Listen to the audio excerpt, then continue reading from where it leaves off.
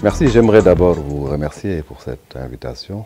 Vous me donnez l'opportunité de parler effectivement à toute la communauté de Dakaractu, si je peux m'exprimer ainsi, mais aussi d'échanger avec les Sénégalais sur des questions aussi importantes que celles liées au développement local, à l'aménagement du territoire et aux collectivités locales en général.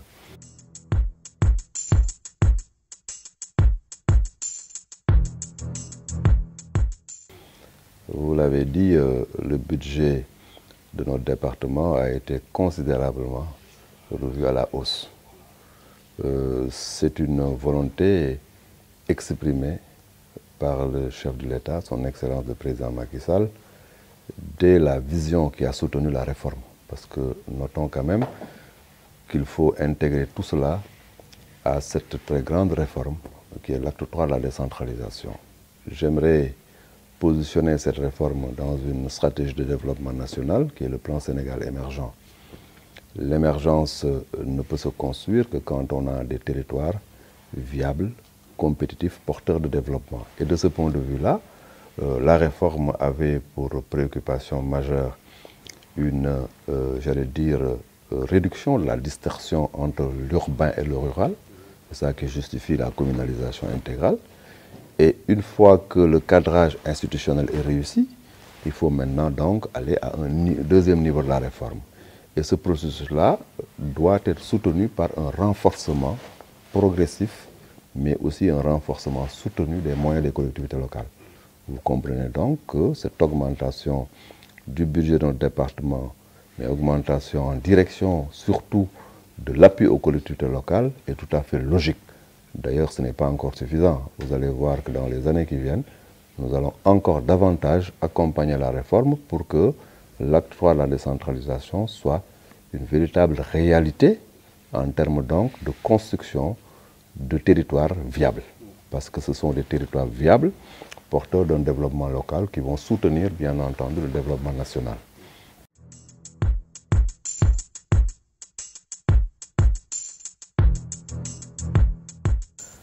Oui, à ce niveau, j'aimerais aussi donc être assez clair. On n'a pas stigmatisé effectivement les maires en disant que, bon, écoutez, les retards de salaire ou les problèmes de salaire sont des problèmes liés seulement à la mauvaise gestion des maires. Ce n'est pas ça notre propos. Nous avons simplement voulu faire la part des choses. Mais il me semble aussi essentiel de faire un rappel historique. 1996, c'était l'acte 2 de la décentralisation. Et c'est en 1996, quand la réforme a été installée, 97, 98, jusqu'en 1999, on a eu les mêmes problèmes. Décalage entre la réforme et les moyens nécessaires pour soutenir la réforme. En son temps, on disait d'ailleurs qu'on a transféré les compétences sans transférer les moyens. Donc, cette problématique-là n'est pas une problématique nouvelle. Il a fallu attendre 2000 pour voir la véritable, j'allais dire, stratégie pour renforcer les régions. En son temps, c'est la région en tant que collectivité locale qu'on avait mis en place. L'acte 3 de la décentralisation est venu avec la philosophie que j'ai indiquée tantôt. Mettre des communes, les renforcer au plan financier et au plan économique dans une deuxième phase. Donc c'est tout à fait normal que à la première année de la mise en œuvre, qu'on puisse avoir des difficultés liées à l'insuffisance des ressources. Mais ce qu'il faut noter, c'est la volonté de l'État et du chef de l'État, du président Macky Sall, de non seulement renforcer les moyens des collectivités locales par le biais du FECL, par le biais du fonds de dotation, mais aussi par la mise en place de ressources propres, notamment toute la réflexion liée à la fiscalité locale. Sans compter maintenant tous les financements innovants, notamment dans le cadre du partenariat public-privé et dans le cadre d'autres stratégies de financement des collectivités locales. Sans compter, bien entendu, que les sectoriels décident d'intervenir dans les communes, quand le ministère de l'hydraulique, les autres ministères, par le biais de leur BCI, interviennent directement dans les communes, il faut noter aussi que c'est un apport financier de l'État aux collectivités locales. Les difficultés de salaire, il y en a liées effectivement aux insuffisances des ressources dans la première phase de la réforme, étant entendu que toutes les dispositions sont prises par l'État. À chaque fois qu'une situation de cette nature se présente, les dispositions sont prises pour trouver une solution. J'ai quand même fait une mise au point en disant qu'il ne faut pas que les actes de gestion d'une certaine nature posés par certains maires qui ne se comporteraient pas en bon père de famille par rapport à leur gestion, il ne faut pas que cela ternisse l'image de marque des autres maires. C'est pourquoi, quand on doit payer les dépenses obligatoires, il faut les faire. Quand on doit payer les salaires, il faut privilégier les salaires. J'ai vu un cas de figure d'un maire qui a préféré aller payer des secours de Tabaski, des secours de Korité, en laissant de côté les salaires. Je crois que ça, ce n'est pas bon, parce qu'après, l'opinion entend que les salaires ne sont pas payés, on ne voit pas effectivement la mauvaise décision de l'autorité locale. Hein? On voit juste le fait qu'il y a des travailleurs qui n'ont pas encore perçu. Et en ce moment-là, on diabolise, bien entendu, l'acte 3. Ce que je veux dire, c'est que l'acte 3 de la décentralisation est une formidable réforme. Parce que, premièrement, cette réforme corrige les inégalités, en tout cas cette perception négative entre la commune rurale, la collectivité locale rurale, qui s'appelait communauté rurale, et la collectivité locale urbaine. Deuxièmement, la vision de l'acte 3 est une vision économique. Ce n'est pas une vision réglementaire légaliste. Faire une réforme pour la réforme, non, il faut faire une réforme pour le développement local. Et de ce point de vue-là, je crois que nous nous plongeons totalement dans cette réforme et nous allons installer des pôles territoires avec des territoires viables, compétitifs, porteurs de développement. Il y a des difficultés dès la première année de mise en œuvre, c'est tout à fait logique. Toutes les réformes d'ailleurs ont des difficultés à la première année de mise en œuvre. Osons effectivement se mettre autour d'une table, évaluer, au lieu de jeter le bébé avec l'eau du bain.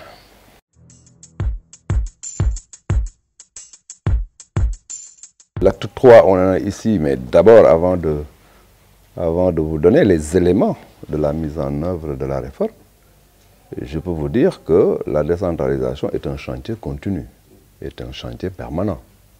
Elle ne va pas s'arrêter avec l'acte 3, elle va encore se poursuivre. Parce que la philosophie dans le monde, c'est de faire en sorte que l'État central reste sur les questions régaliennes et que les collectivités locales essaient d'impulser le développement. Normalement, à l'évaluation sur les 9 domaines de compétences, si ces 9 domaines de compétences sont huilés, on peut être suffisamment osé pour aller à d'autres domaines de compétences en plus. Donc c'est un chantier permanent. Quid de la réforme maintenant, dite acte 3 de la décentralisation, où est-ce qu'on en est? Déjà, notons que la communalisation intégrale a réussi. Si aujourd'hui, au niveau urbain, il y a beaucoup de bruit, au niveau rural, on s'est dit, désormais, on est effectivement dans les politiques de logique, j'allais dire, urbaine. Vous allez voir avec le PUDC, avec le Promoville, etc. Nous ne sommes pas seulement dans les logiques où il y a les communes j'allais dire, des zones urbaines qui s'appellent communes, les autres s'appellent communautés rurales. Et d'ailleurs, dans le concert des nations, au niveau municipal, on s'inquiétait souvent en disant, mais c'est quoi une communauté rurale? Le cas Sénégal était une exception assez gênante dans la coopération décentralisée. De ce point de vue-là, on a réglé cette question-là. Les communes du Sénégal sont des communes et sont dans une dynamique uniforme et peuvent s'adresser au monde avec leur manteau de communes. Ça facilite la coopération décentralisée, ça facilite les échanges, ça facilite aussi la stratégie de planification du développement. Autre élément extrêmement important, où est-ce qu'on en est avec maintenant la mise en œuvre même des différentes politiques? Parce que je crois que c'est à ce niveau-là où c'est extrêmement important. Au niveau déjà de notre département, il faut noter qu'on a énormément fait pour aider les différentes collectivités locales à avoir leur planification. Le PNDL travaille avec les différentes collectivités locales pour déjà leur doter d'outils de planification. Je crois qu'à ce niveau-là, on est très très avancé. On peut d'ailleurs vous communiquer le nombre de collectivités locales qui ont été appuyées pour avoir cette planification, sans compter ce que font les autres agences. Mais un autre élément essentiel, c'est le gap qui est en train, bien entendu, de combler le PUDC. Parce qu'à ce niveau-là, il faut qu'on comprenne que le PUDC n'est pas un programme concurrent au PNDL ou concurrent aux autres stratégies sectorielles. Il s'agit, pour le PUDC, de travailler avec les collectivités locales parce que toutes les interventions se font dans les périmètres et dans les territoires. Pour regarder qu'est-ce que nous pouvons faire pour très rapidement, j'insiste sur très rapidement parce que c'est un programme d'urgence, combler le gap des besoins exprimés par les populations. En plus de ce programme-là, il y a un autre programme qui a presque été bouclé du point de vue de la formulation, qui viendra appuyer encore la réforme sur le terrain en apportant de l'investissement, cette fois dans les communes urbaines, qu'on appelle le Promoville. Donc, l'acte 3 de la décentralisation est en cours dans son volet interne, c'est-à-dire dans son volet soutenu par les budgets des collectivités locales, mais aussi par les appuis des programmes accrochés à notre département. Mais en plus de cela, l'État, par d'autres programmes et par aussi des interventions sectorielles, est en train d'appuyer les collectivités locales à mieux se mettre en forme pour véritablement soutenir le développement. Oui, donc, la réforme est en cours et je suis persuadé que dans sa deuxième phase, une phase qui sera consacrée surtout au renforcement financier et à la structuration économique, dans cette deuxième phase, les Sénégalais verront que la véritable base territoriale du PSE est installée et les territoires pourront effectivement se développer de la manière la plus pertinente.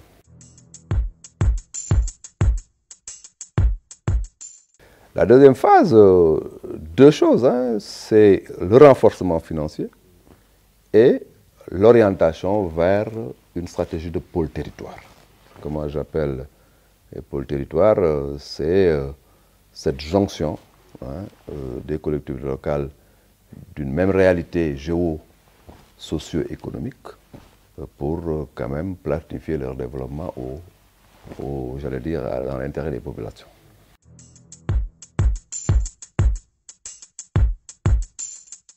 La perfusion par l'État central de manière systématique n'est pas un moyen de financement stable et durable du développement local. Je crois que nous ne pouvons pas ne pas avoir ces schémas d'intervention par l'État, le fonds de dotation, le fonds d'équipement des collectivités locales, parce que l'État aussi a sa fiscalité nationale et dans sa stratégie de répartition de la ressource nationale doit toujours accompagner les collectivités locales. Mais la collectivité locale elle-même aussi doit avoir une stratégie endogène, une stratégie interne j'allais dire, de développement, qui soit soutenue par de la finance locale. Quand on dit de la finance locale, par définition, il y a forcément de la fiscalité locale. Cette fiscalité locale-là doit être au centre, bien entendu, de réflexion sur la deuxième phase. Autre élément important, j'en ai parlé tout à l'heure, j'ai parlé de financement innovant. Quand je parle de financement innovant, c'est que les collectivités locales ont la possibilité, dans la réforme, de dérouler ce qu'on appelle le partenariat public-privé. La possibilité de contractualiser avec le secteur privé pour dérouler des programmes dans leur localité. Et ça me semble extrêmement porteur de développement et c'est très innovant au plan du mécanisme, au plan de la mobilisation des ressources financières. Naturellement, les collectivités locales, dans l'acte 3, sont plus à l'aise désormais à dérouler en matière de coopération décentralisée. Vous voyez donc, la question du financement est une question extrêmement diversifiée. Nous sommes là dans ce que moi j'appelle la diversification du portefeuille, ne pas rester seulement dans un seul schéma, dans un seul tiroir, c'est le tiroir de l'État, mais essayer aussi de compter avec la fiscalité locale qui sera mise en place, mais aussi avec d'autres possibilités que l'État d'ailleurs utilise dans le financement de ces infrastructures. On donne la possibilité aux collectivités locales aussi d'utiliser ces schémas de financement.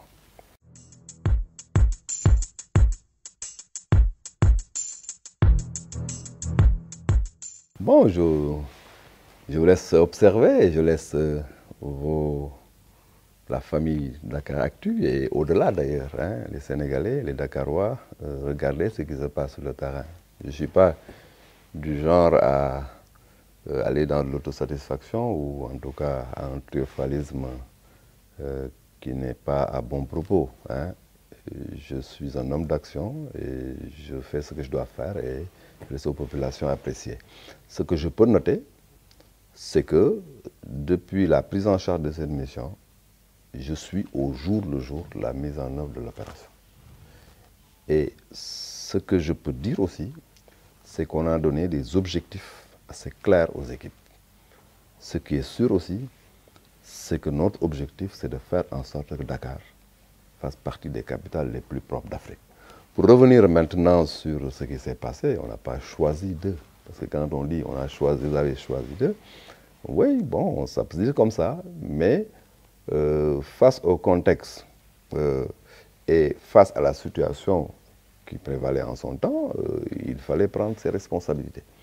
Nous avons tous été témoins de la situation qui prévalait au niveau de Dakar et de sa région. Et nous avons aussi noté que la structure qui était en place n'était plus opérationnelle au plan de son management parce qu'il y avait beaucoup de querelles entre l'entente Kalakar, les gens de Rufisque, les gens de Dakar, etc.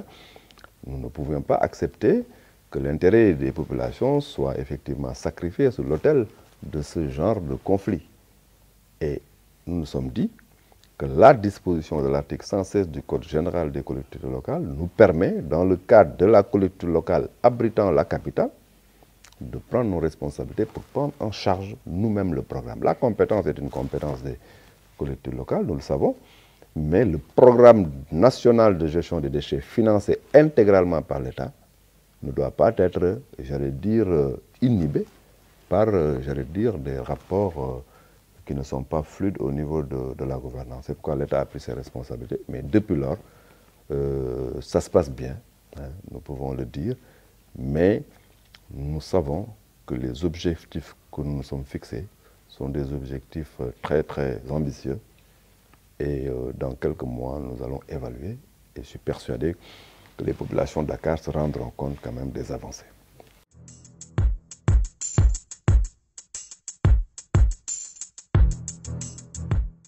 Je ne veux pas en tout cas mettre de l'eau dans le moulin de ceux qui n'ont comme argument que la victimisation. Je crois que les Sénégalais sont maintenant très très intelligents et réfléchissent, analysent et on ne peut plus les prendre dans ce jeu de victimisation. Non, ce n'est pas notre propos. Notre propos, c'est de faire du résultat. Parce que désormais, on nous joue sur le résultat. Notre propos, c'est de transformer le Sénégal. Quand on a pris le pouvoir et que le taux de croissance était de 1,7, nous nous sommes dit, nous l'amènerons à 7. Aujourd'hui, nous sommes à 6,4%. Ça, c'est du résultat et les Sénégalais, effectivement, l'ont vu. Quand, effectivement, aujourd'hui, le Sénégal a la possibilité de retrouver sa confiance jusqu'à avoir une mobilisation financière de l'extérieur supérieure à toute la mobilisation des 12 ans du régime passé, c'est parce qu'on a fait du résultat. Quand aujourd'hui, nous développons effectivement donc, le monde rural pour arriver presque à l'autosuffisance alimentaire en termes de riz, c'est qu'en réalité, ça c'est du résultat. Les Sénégalais nous attendent véritablement sur du concret et pas sur ce genre de débat. Non, je ne suis pas d'accord, il ne s'agit pas de ça. Nous voulons juste du résultat, faire en sorte que le cadre de vie des Dakarois soit amélioré.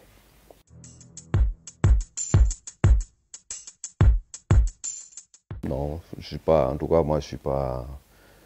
On nous a dit que le décret sera attaqué, nous attendons.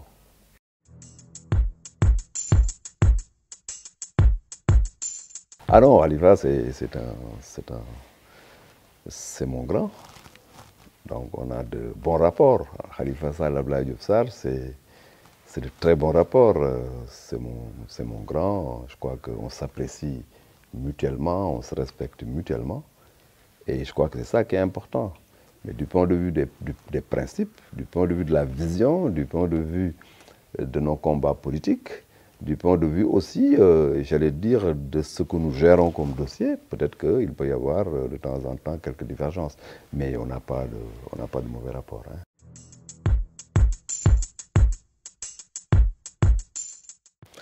Non, ce n'est pas du politiquement correct. Je comprends votre préoccupation. Ce n'est pas du politiquement correct. Je vais vous expliquer. Non, non, non, ce n'est pas du politiquement correct. Quand il faut effectivement se défendre du point de vue des principes, quand il faut se défendre du point de vue des convictions politiques, nous ne sommes pas du même parti. Je défends mon parti, qui est l'Alliance pour la République. Il défend son parti, qui est le Parti socialiste. Je note d'ailleurs que le Parti socialiste est dans notre coalition, qui s'appelle le Benno Bokk Yakaar. Mais du point de vue de mes convictions politiques, je défends un parti, je défends un régime, je défends une politique. Mais du point de vue des rapports humains, Khalifa Sall, Abdoulaye Diouf Sarr, mais on est très très bien. Je viens dans son bureau, je lui dis, mais Khalifa, il me dit, Abdoulaye, on discute. Je crois que c'est ça le plus important. Cependant, quand on est sur le terrain de la République, sur le terrain du management public, sur le terrain de la vision et des convictions politiques, on n'est pas du même bord et chacun assume.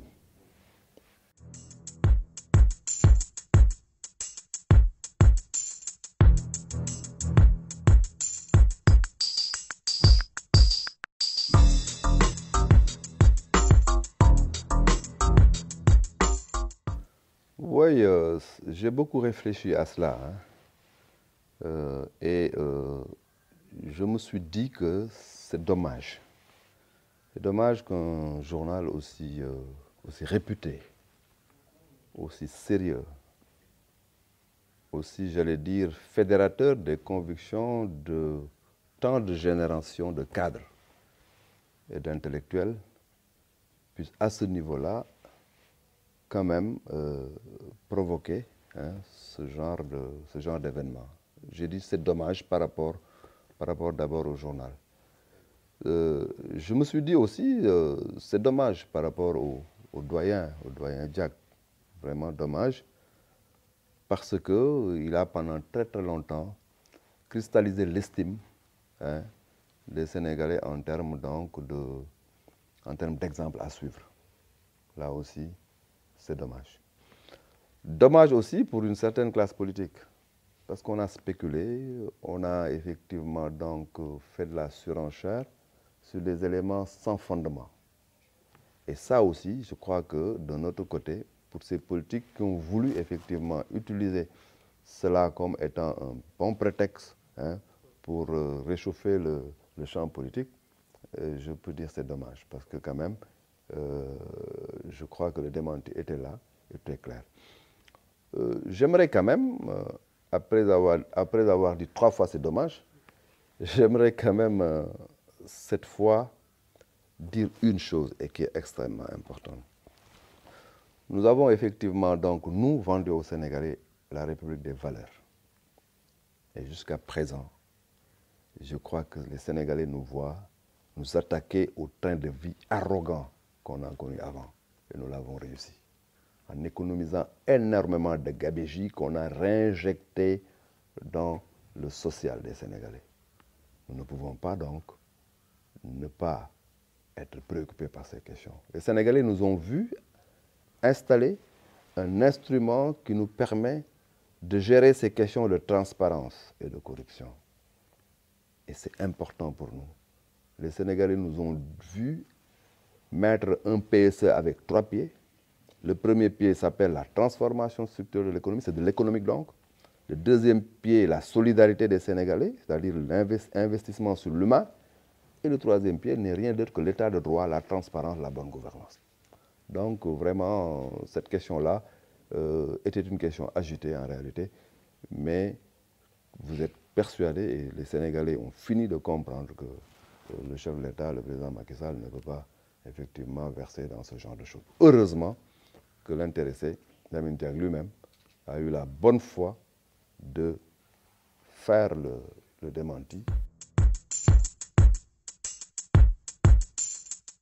Bon, là aussi, je vais effectivement donner un point de vue, qui est un point de vue d'analyse, un point de vue qui repose sur une conviction et une conception de l'État. L'État, c'est des institutions. L'État, c'est, j'allais dire, de l'ordre. L'État, c'est une certaine religion. C'est ça qui, en réalité, nous permet de vivre ensemble en étant dans une, j'allais dire, situation de sécurité. Si on permet à n'importe qui d'attaquer, à la limite d'insulter, le mot n'est pas faible, l'institution président de la République, l'État est en danger, la République est en danger. Je crois que vous devez comprendre comme moi que nous tous, nous avons la lourde responsabilité de sécuriser nos institutions. De ce point de vue-là, je n'ai pas compris l'arrogance systématique de M. Oumar Sarr à vouloir attaquer, affaiblir et insulter nos institutions. Le faisant, il insulte les Sénégalais. L'autre élément aussi important, c'est que dans des circonstances comme ça, chacun doit avoir raison gardée. Les gens doivent rester dans la légalité, mais aussi et surtout dans l'orthodoxie et dans la déontologie. Légalité, orthodoxie, déontologie. Ce qui veut dire quoi? Ce qui veut dire que si à certains endroits, le procureur de la République ou la justice décide de lancer une instruction et de se poser des questions, il faut aussi respecter le jeu judiciaire et laisser effectivement chacun jouer son rôle.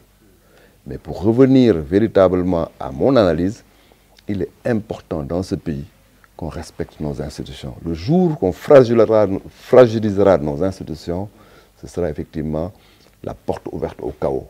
Et c'est dommage pour le Sénégal. Donc, nous sommes des politiques, des hommes politiques, mais il y a 14 millions ou plus de Sénégalais.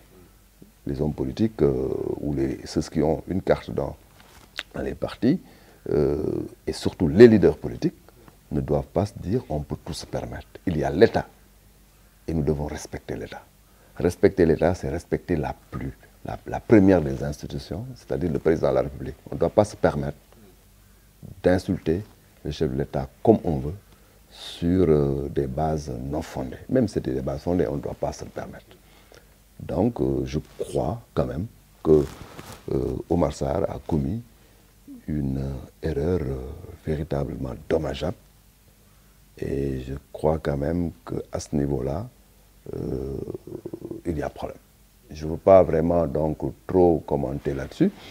Et maintenant, on laisse à la justice le soin de faire son boulot. La justice aussi, dans certaines circonstances, ne serait-ce que pour sécuriser nos institutions, doit prendre ses responsabilités.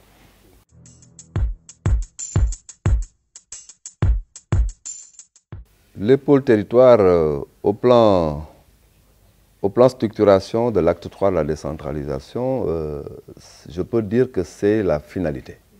Quand je dis la finalité au plan organique, ça veut dire simplement il y a les communes, il y a la communalisation intégrale, il y a le département qui est un niveau de coordination de l'action de base. Le département est une collectivité locale sans territoire, mais qui coordonne les communes.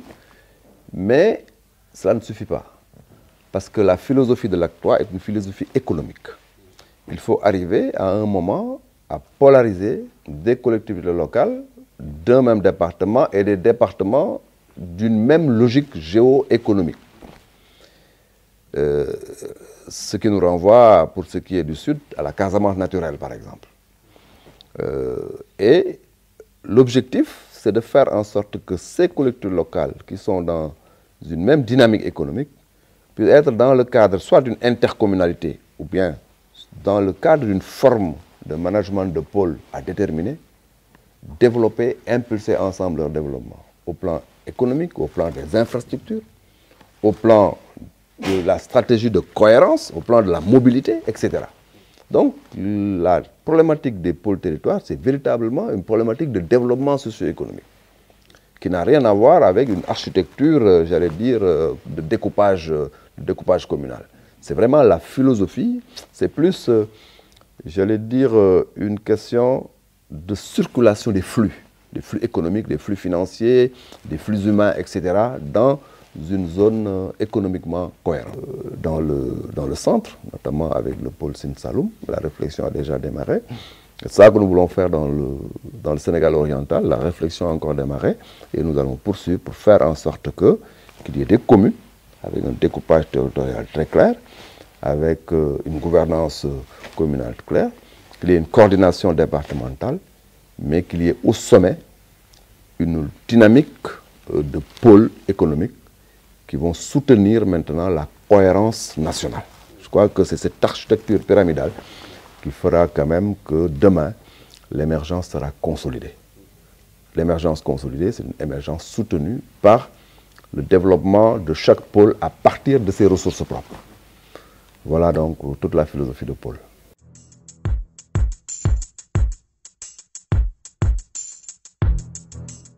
Mais c'est devenu une réalité. On en parle depuis 2 ans, mais on a fini donc aujourd'hui. Toutes les demandes d'intégration à la fonction publique locale sont aujourd'hui donc traitées. Et tout à l'heure, d'ailleurs, je recevais dans mon courrier quelqu'un qui nous écrivait en disant que, ouais, mais il a introduit une requête parce qu'il veut effectivement donc intégrer la fonction publique locale. C'était peut-être un cas d'oubli ou un cas de contentieux. Et tout de suite, j'ai imputé à la DCL pour demander à ce que son cas soit traité. Oui, c'est une réalité. Est-ce que tout ça, c'est effectivement, excusez-moi de la redondance, effectif? Mais oui, c'est effectif. Il y a la fonction publique locale qui est différente de la fonction publique d'État. Mais il y a, du point de vue de la loi, une passerelle possible entre les deux fonctions et surtout une unité d'avantages. C'est-à-dire les avantages ne sont pas effectivement donc discriminatoires entre les deux fonctions publiques. Tout à fait, la fonction publique locale est une réalité désormais donc, au Sénégal.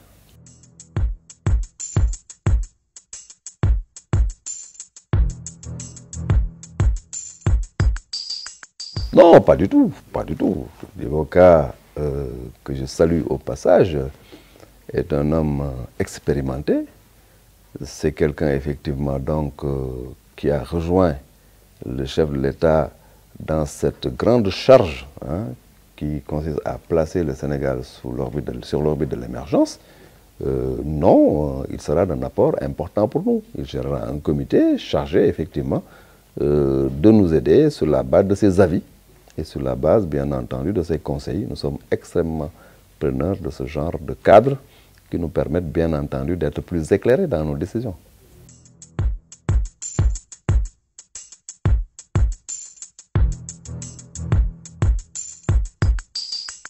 Récompense de la transhumance, pas du tout. Nous avons dit effectivement que nous travaillons pour un Sénégal émergent. Travailler pour un Sénégal émergent, c'est travailler avec toutes les compétences du Sénégal. Et aujourd'hui, nous ne pouvons pas être, nous, dans un pays d'exclusion. Notre maître mot, c'est l'inclusion. 2016, j'aimerais bien effectivement réitérer mes salutations à tous les internautes de Dakar Actu, que j'ai appelé tout à l'heure la famille de Dakar Actu. Je vous suis très souvent. Vous faites du très bon travail. J'aimerais profiter de cette occasion pour souhaiter meilleurs vœux à tous les Sénégalais, et particulièrement à vos lecteurs, et à vos agents, à vos journalistes, à vos techniciens, à tout le monde. Je crois que le Sénégal, c'est en réalité cela, un Sénégal qui se développe sur la base de l'inclusion, sur la base des principes de démocratie, mais en mettant toujours en bandoulière l'intérêt national. Donc je prie pour que le Sénégal soit un Sénégal de paix surtout, et que les Sénégalais, de manière générale, continuent à soutenir le formidable travail qu'est en train de faire le chef de l'État, son Excellence le Président Macky Sall, qui aujourd'hui est en train de démontrer à la face du monde que le sous-développement, la gabegie, la corruption, les inefficacités au plan économique ne sont pas des éléments de fatalité, qu'on peut absolument les attaquer et les vaincre.